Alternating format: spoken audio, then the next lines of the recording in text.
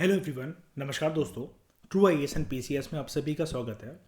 हम लोग बात कर रहे थे बजट के ऑब्जेक्टिव्स के बारे में प्रीवियस लेक्चर तक, और इस लेक्चर में अपने बजट के ऑब्जेक्टिव्स की डिस्कशन को कंटिन्यू करते हैं। हमने ये देख लिया था कि बजट के बड़े सारे ऑब्जेक्टिव्स में से एक ऑब्जेक्टिव है एलोकेशन, रिसोर्सेज का रीएलोकेशन करना इस प्रकार से कि अमीर और गरीब का जो गैप है वो कम हो सके,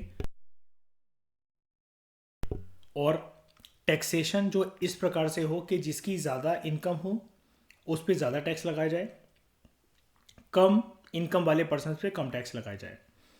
और उसी से रिलेटेड हमने एक बात देखी थी कि रिसोर्सेज का एलोकेशन होने का तरीका एक होता है डायरेक्ट टैक्सेस एंड सब्सिडीज, दूसरा तरीका होता है गवर्नमेंट का डायरेक्ट पार्टिसिपेशन प्रोडक्शन प्रोसेस के अंदर। अब ये टॉपिक क्या है? जो सरकार है ना, वो डायरेक्टली उन चीज़ों की, चाहे वो गुड्स हों चाहे सर्विसेज हों, उनकी प्रोडक्शन में डायरेक्टली इन्वॉल्व होती है सरकार, जिनको प्राइवेट सेक्टर के द्वारा दोस्तों इग्नोर कर दिया जाता है। प्राइवेट सेक्टर उन चीज़ों में, उन लफड़ों में, उन सेक्टर्स में इसलिए नहीं पढ़ना चाहते क्योंकि उनको वहाँ पर लगता है कि इतना प्रॉफिट इससे कुछ होना ही नहीं है। जैसे देश के अंदर अगर हम कुछ टॉपिक्स की बात करें, like sanitation, water supply, rural development को आप देख लो, एजुकेशन और हेल्थ, यहाँ पर प्राइवेट सेक्टर जो है वो एक लिमिटेड प्रोग्रेसिव डेवलपमेंट चाहते हैं कि वो, जैसे अब यहाँ पर आप देखो कि रूरल डेवलपमेंट तो वो बिल्कुल हाथ भी ना लगाएं। अगर रूरल डेवलपमेंट का प्राइवेट सेक्टर को अगर रूरल डेवलपमेंट का इशू जो है या जो टॉपिक है वो अट्रैक्टिव लुक्रेटिव लग रहा होता, तो ये तो जब मैंने आपको बताया था 1991 के जब एलपीजी रिफॉर्म्स नहीं भी आए थे तब भी सरकार बोलती थी, आज भी सरकार बोलती है, शुरू से बोलते चले आ रही है कि गांव वगैरह में इंडस्ट्रीज़ खोलने के लिए मान जाओ तो हम तुम्हें टैक्स वगैरह भी आधा कर देंगे, बहुत सारी चीज़ों में हम तुम्हें सहूलियत प्रोवाइड करेंगे। लेकिन वही वाली बात है ना कि गांव में जाकर प्रॉफिट जो है, रूरल एरियाज़ में जाकर इंडस्ट्रीज़ खोलने का प्रॉफिट किसको होगा? वहाँ पर उतना सामान कैसे बिकेगा? लेबर वगैरह, आसपास ट्रांसपोर्टेशन वगैरह, ये सब बहुत सारी चीज़ें होती हैं। अब आप कहोगे तो फिर इन चीज़ों, ये जो बाकी एरियाज़ हैं, sanitation, water supply, education, health वगैरह, रूरल डेवलपमेंट, इनको फिर सरकार क्यों देखती है? सरकार ने क्या कोई ठेकेदारी ले रखी है क्या? सरकार का इसमें क्या फ़ायदा? तो बात यही है दोस्तों, सरकार जब हम बोलते हैं ना गवर्नमेंट, गवर्नमेंट कभी भी प्रॉफिट मेकिंग के मोटिव से नहीं होती है। गवर्नमेंट शब्द ही जो है ना, यहाँ पर कभी भी ये वर्ड नहीं होता प्रॉफिट। इसके लिए जो वर्ड होता है वो होता है सोशल वेलफेयर। सरकार का मकसद ही यही है, सोशल वेलफेयर सुनिश्चित करना, ना कि अपनी जेबें भरना प्रॉफिट से। तो जो एरियाज डिस्कार्ड कर दिए जाते हैं, जिन पे ध्यान बिल्कुल नहीं दिया जाता प्राइवेट एंटरप्राइजेस के द्वारा, तो गवर्नमेंट वहाँ पर पार्टिसिपेट करती है और पब्लिक यूटिलिटी सर्विस यानी कि सोशल वेलफेयर प्रमोट करती है उन टॉपिक्स पर ध्यान देकर। अब ये जो टॉपिक्स हैं, ये जो मुद्दे हैं, ये तो ज़रूरी मुद्दे हैं क्योंकि देश में असमानता जो है वो नहीं, जो देश में असमानता है वो ज़्यादा दिखती है, इनइक्वालिटी ज़्यादा दिखती है और इक्वालिटी की कमी होती है। तो अगर हमें अलग अलग सेक्शन ऑफ द सोसाइटी का जो उनके स्टैंडर्ड ऑफ लिविंग के अंदर जो गैप है, जो इनकम के अंदर जो गैप है, अगर इस गैप को हमें कम करना है ताकि सबको हम एक इक्वल लेवल पे ला सकें, वो जो मैं सी सॉ वाला आपको एग्जांपल हमेशा देता हूँ, ये सी सॉ जो है वो हमेशा ऐसी होनी चाहिए, बैलेंस्ड वे में, ना तो ये ऐसे हो और ना ही ये ऐसे हो।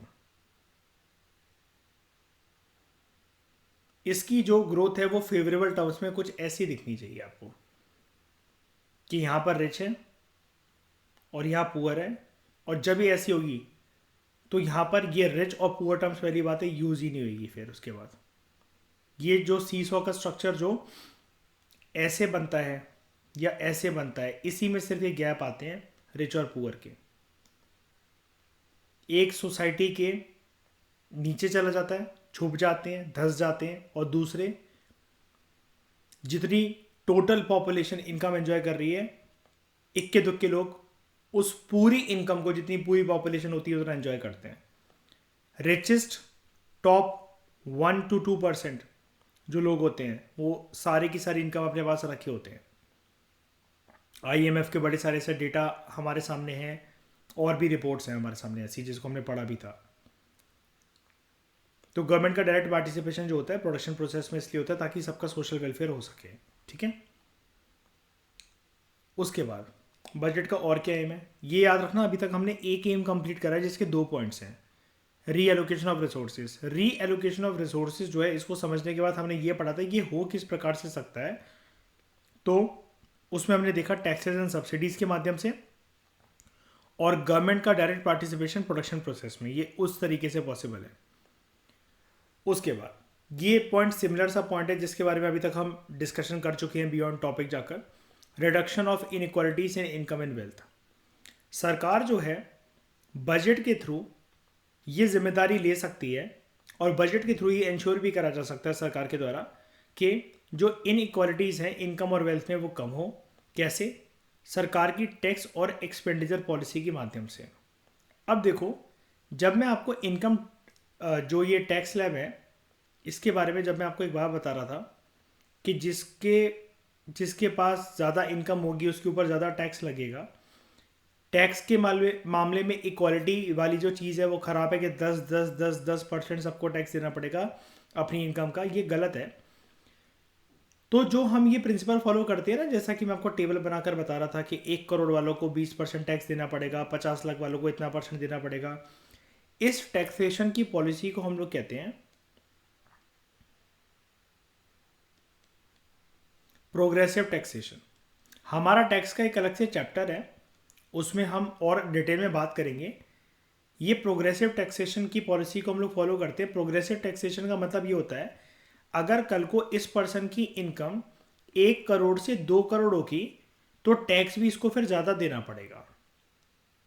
लेकिन अगर ये कल को खिसक गया 50 लाख की कैटेगरी में तो इसके ऊपर टैक्स भी कम हो जाएगा। इनकम के साथ साथ, यानी कि प्रोग्रेसिव टैक्सेशन का फंडा ये कहता है कि भाई ये रही आपकी इनकम, ठीक है, और ये रहा यहां पर आपकी इनकम के ऊपर टैक्स। अगर ये बढ़ेगी ना तो टैक्स भी बढ़ेगा, ये कम हो रही है तो टैक्स भी कम हो जाएगा। वरना आप एक बात बताओ ना, जैसे एक बात बताता हूं मैं आपको, लोगों की 3-3 लाख रुपए पर मंथ की जॉब है, चली आ रही है, उनको इस इनकम पे किसी ना किसी फॉर्म का मान लो कि टैक्स देना है। कोई भी एक ऐसा घटनाक्रम हो जाता है, मान लो कोविड-19 ही आ गया, जब ऑक्सीजन सिलेंडर वगैरह को पाने के लिए कुछ भी करने के लिए पर्सन की जॉब भी चली गई, घर वगैरह भी गिरवी हो गया। अब ये 3 लाख से खिसक के ये 30,000 रुपये महीने पर खिसक आए नीचे। अब जो ये टैक्स, जो जब इसकी इनकम 3 लाख थी जो उसको पे करना पड़ता था, अगर अभी भी अगर उससे इतना टैक्स दिया जाएगा तो इसको तो आत्महत्या करनी पड़ेगी ऐसे इंसान को। तो फिर इसका जो नए बजट के अनुसार जो नए फाइनेंशियल ईयर में जो टैक्स स्लैब बनेगी ना, फिर ये अपनी जब ITR फाइल करेगा, इनकम टैक्स रिटर्न, कि मेरी आय कितनी है, मेरी इनकम कितनी है, तब ये देखा जाएगा कि प्रीवियस फाइनेंशियल ईयर के कंपैरिजन में इस फाइनेंशियल ईयर में ये 3 लाख से 30,000 इनकम इसकी हो चुकी है। अब इसका टैक्सेशन इतना ना होके, हायर लेवल का ना होके, अब ये नीचे खिसकना चाहिए। अब इससे जो इनइक्वालिटीज हैं इनकम और वेल्थ की, इस प्रकार से सरकार दूर करती है।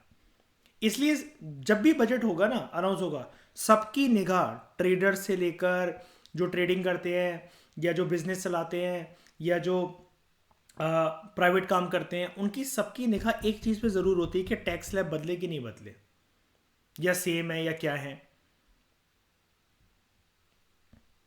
The government can charge heavy rate of tax from higher income group. मैंने आपको बताया, अभी प्रूव कर दिया इस बात को मैंने आपको। आपकी इनकम बढ़ेगी तो टैक्स भी बढ़ेगा, ठीक है। प्रोग्रेसिव टैक्सेशन इसको कहते हैं। By imposing higher rate of income tax on such groups जिनकी इनकम ज़्यादा है। Similarly higher rate of tax में भी levied on goods and services, जो कि रिच के द्वारा कंज्यूम करी जाती है, rich people of the rich section of the society के द्वारा।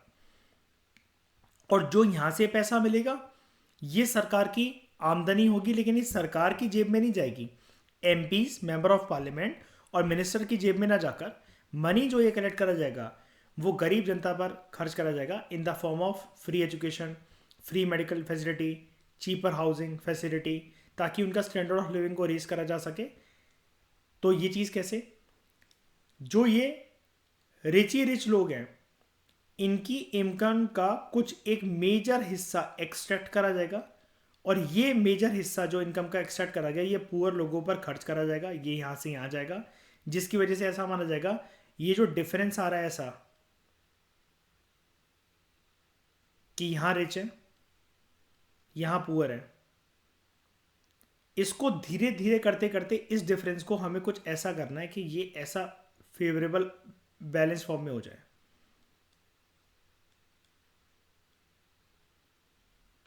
ये एम होता है, ये अल्टीमेट एम होता है। अब हमने एक चीज़ पढ़ी थी इकोनॉमी के प्रीवियस लेक्चर्स में, जो भी हमारी सीरीज चल रही है पूरी है, हमने अलग अलग चैप्टर में एक डिस्कशन ज़रूर करी है कि देखो परफेक्शन कभी भी इकोनॉमी के अंदर आ नहीं सकती, लेकिन हमें बेस्ट की तरफ तो जाना ही है ना।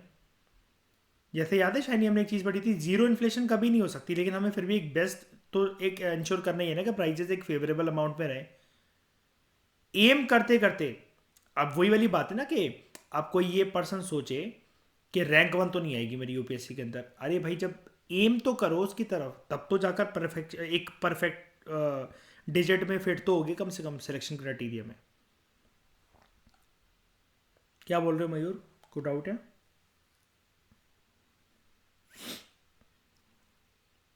हाँ हाँ यस, पोटेंशियल जीडीपी, और यूपीएससी ने पूछा भी था मेंस के अंदर इसके बारे में।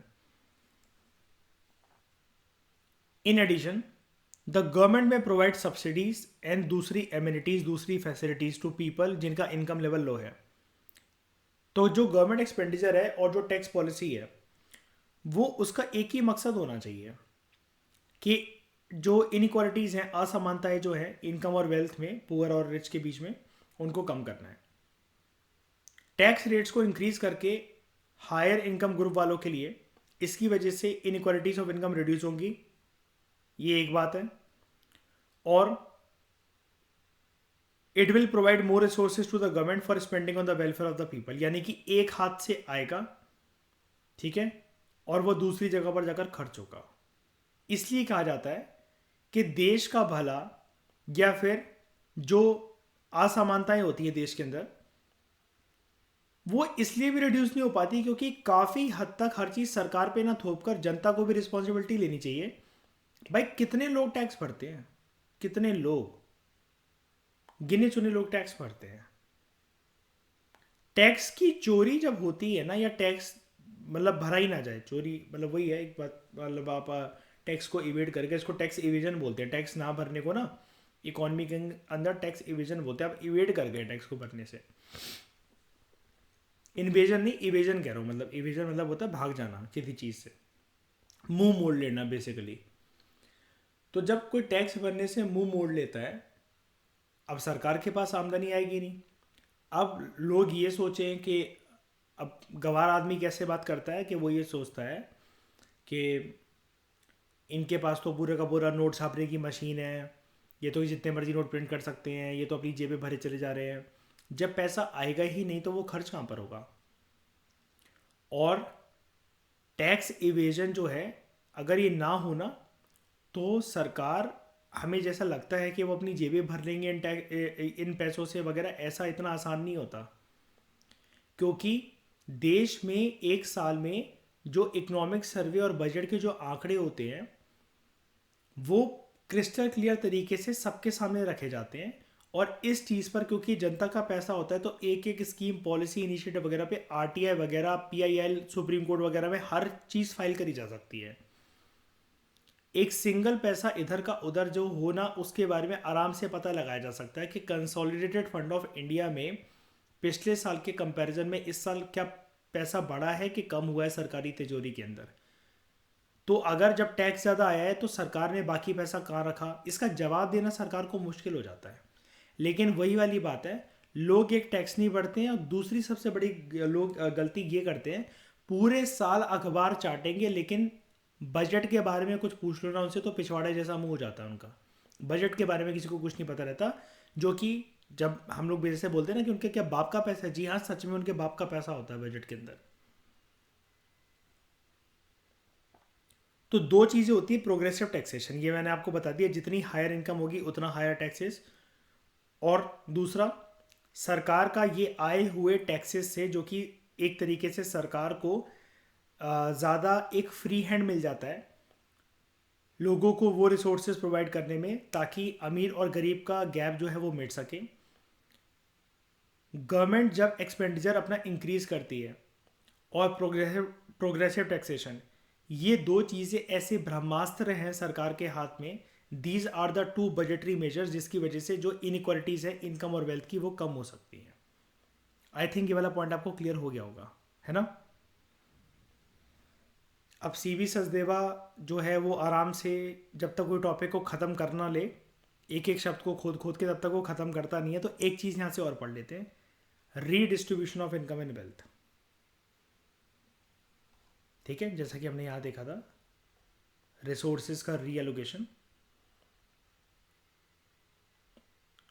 तो ये जो इनकम और वेल्थ में जो हम बात कर रहे हैं, इनइक्वालिटीज इनकी कम करना, इसी से रिलेटेड एक टॉपिक है redistribution of income and wealth.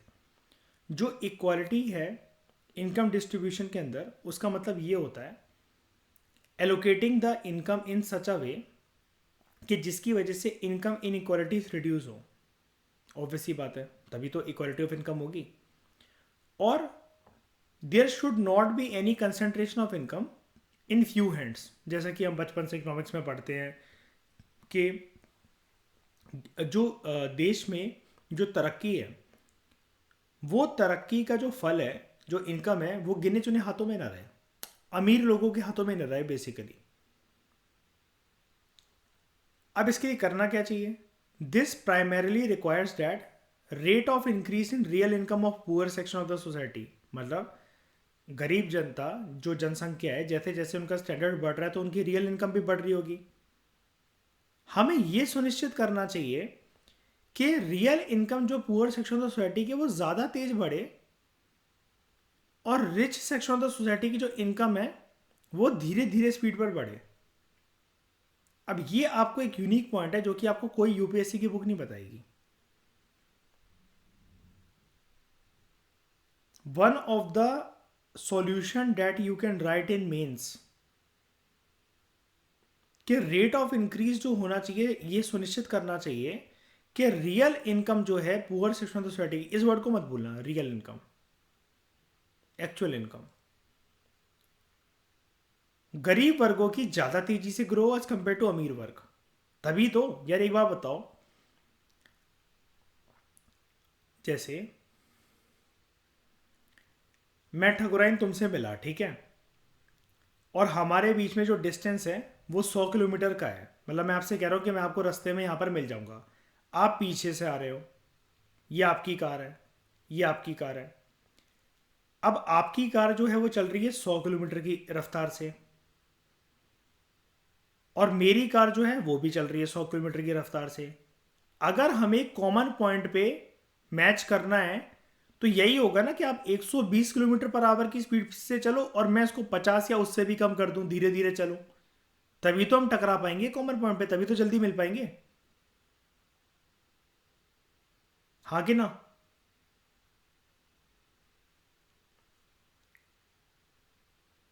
अब वो चल रही है 100 किलोमीटर पर घंटे की रफ्तार से, और मैं 150 किलोमीटर की रफ्तार से चलने लगा,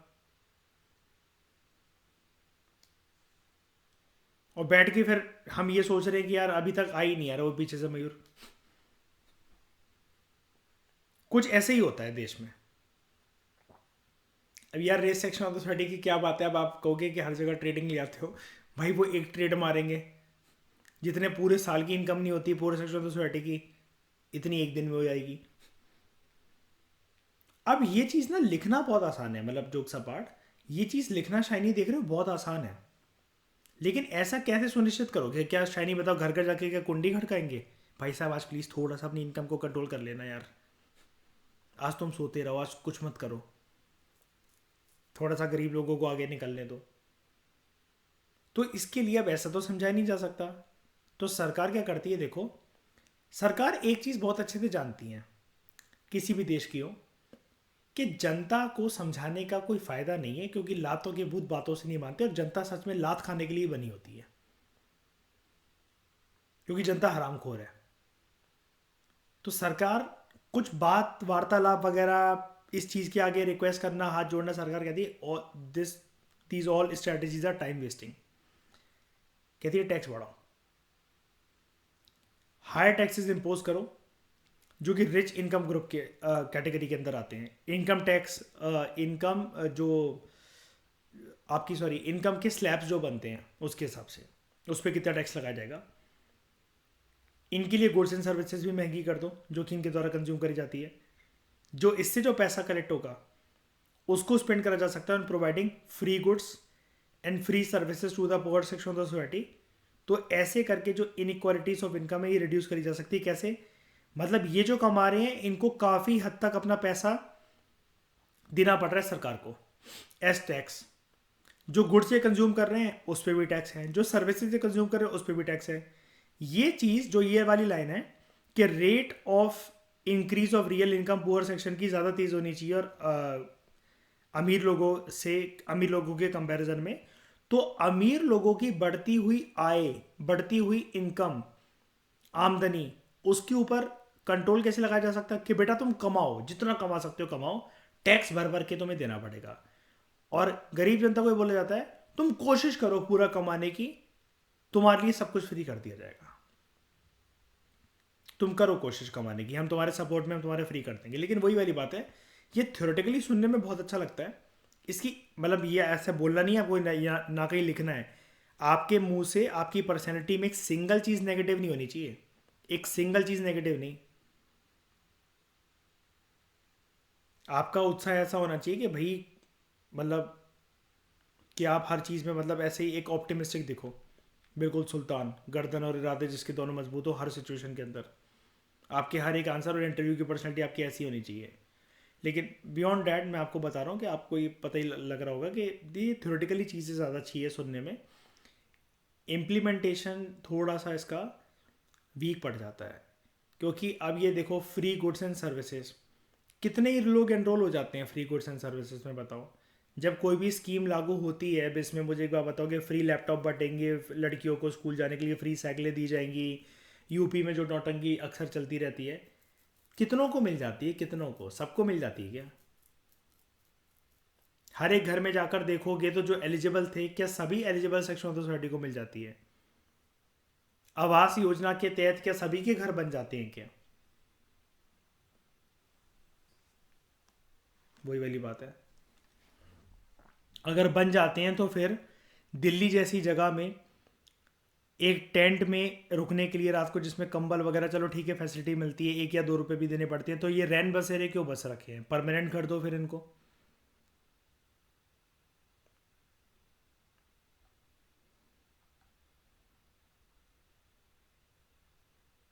अभी भी ये टॉपिक ख़त्म नहीं हुआ है, इसके बारे में राइटर आपको और बताएगा।